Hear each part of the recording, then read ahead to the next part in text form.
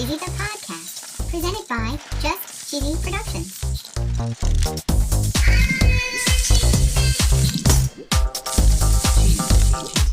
Hi there, I'm your host, Fondue. In this week's episode, we're going to talk about a very special holiday, National Cheeseball Day. Ooh, it's my special day. We're going to learn a little bit about cheeseballs. That's me. We're going to learn a little bit about fried cheeseballs. What? Why? We're going to learn a little bit about ball cheese. Okay. And we're going to tell a very cheesy joke. Here we are. Stay tuned for extra special episode number 22 of Just Cheesy, the podcast.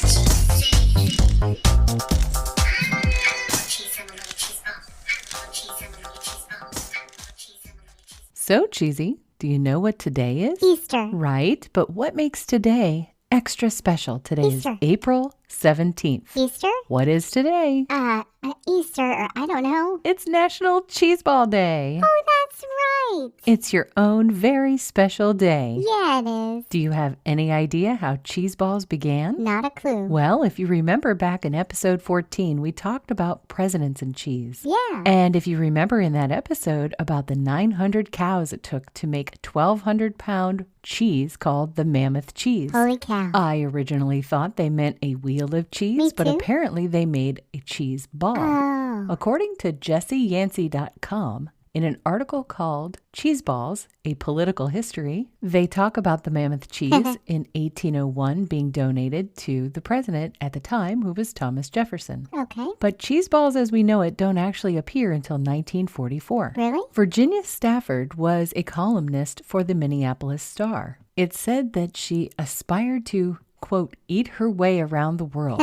Eat her way around the world. She wrote a book called Food of My Friends. In it, she describes a cheeseball made by one of her friends. In a follow-up book called Friends and Their Food in 1969, she features recipes for cheese in the round and cheese rolls. Aw. And eventually, the cheeseball really found its place in the 1970s. Yeah, it did. It seems that after the 70s, the cheeseball basically went out of favor for a while. Why? There doesn't seem to be a definitive reason as to why. Perhaps it's because we started becoming diet conscious in the 80s. I don't really know. That's sad. According to nationaltoday.com, we start to see a renaissance of the cheeseball starting in 2002. Ooh, that's good. Amy Sedaris and her brother wrote a play about cheeseballs titled The Book of Liz. A play? Amy Sedaris also appeared with Martha Stewart making her famous cheeseball, Fancy. which she calls the Little Smoky Cheeseball. Yum. In 2003, the New York Times tries to give cheeseballs a bad rep. Aw, no way. Amanda Hesser wrote, cheeseballs tend to be associated with shag rugs and tinsel, symbols of middle class and middle brow. Not cool, Amanda. Maybe we should write a rebuttal book. Is it called High Class and Super Tasty? Oh yeah, that's right. Yeah. But never fear, Michelle Baffardi came out with a book in 2013 called Great Balls of Cheese. Aw. It's an entire book dedicated to cheese balls. Now that's what I'm talking about. There are over 50 recipes inside. 50. Holy cow. I mean, and they're both savory and sweet. They do cheddar, blue cheese, buffalo. Yum. Some of them are Bing cherry and rum and pecan. There's Ooh. all kinds of cheese balls in this thing. Oh, yeah. I realize now that we're a little bit more than halfway in, and it's possible our listeners don't know what a cheese ball actually is. There's no way. I wouldn't think so, but maybe we should tell them. Go for it. It's essentially a cheese spread that you use to put on crackers. Yum. Most recipes call for cream cheese, shredded cheese, and a flavoring of some sort.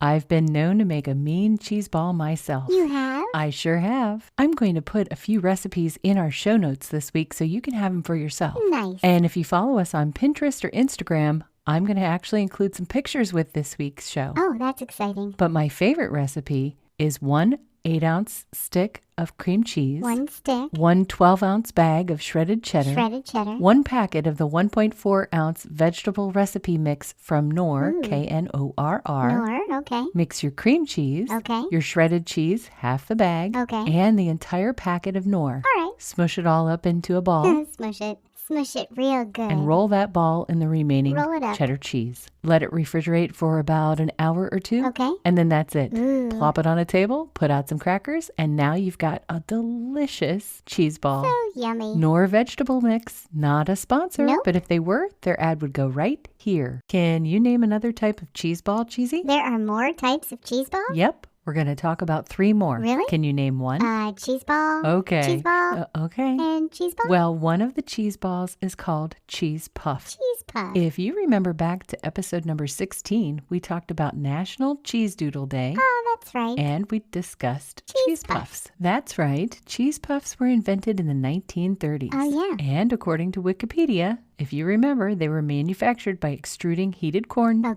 through a die that forms a particular shape. That's right. They're similar to a Cheeto, and they can be shaped like a ball. They can be curly. They can be straight. They can be pretty much any shape you can think of. Wow. According to checkaday.com, their National Cheeseball Day entry, they describe the flavor as similar to cheese curls or like Cheetos. Ooh. They say they're airy but crunchy. Yum. They leave an orange stain on your fingers when you eat them. Oh. Do you know another type of cheese ball, Cheesy? Nope. Some people refer to fried cheese as a cheese ball. Oh. According to iFood.tv, they say there's some basic ingredients for these cheese balls. Like what? Some of them use grated cheese for the stuffing. Okay. And they have contents like corn flour or regular flour, breadcrumbs, or sometimes they even have mashed potatoes for the coating. Mashed potatoes? They go on to say there are sometimes additional ingredients, such as spinach, pineapple, bacon, shrimp, potato, corn, or even chocolate chips. Chocolate chips? They say you roll the ingredients into a ball, you batter the ingredients, and then you deep fry the entire ball. Oh, yum. Most of the time, these are served with dipping sauces. That sounds so good. So we have one more type of cheese to talk about today. Okay. It's called ball cheese. Ew. Don't confuse it with the slang term, and I do not recommend looking that up. No. We're talking about the Italian cheese in the shape of a ball called bocconcini. That sounds right. Which means small mouthful. Oh, my. Stop it. Okay. They are small mozzarella cheese balls the size of an egg. Okay. According to Wikipedia, they originated in Naples, and it's a small, rindless, unripened, mild cheese. Wow. And at one time, they were only made from the milk of a water buffalo. Really? Now they're a mix of cow and water buffalo. Okay. They're packaged in whey and water, have a spongy texture, and they absorb other flavors. And if you're wondering what is the difference between this and mozzarella, it's basically the size. Okay. Mozzarella is typically the size of an orange, Oh. while this is the size of an egg. I got it. So that's it. That's basically everything that I know about cheese balls. Thanks, Fondue. I'm ready for a joke now. Why did the grilled cheese cry? I don't know why. Because it was having a meltdown. Get it? Oh, Meltdown. my goodness, Fondue. Why? Oh, why? Because I'm a little bit cheesy.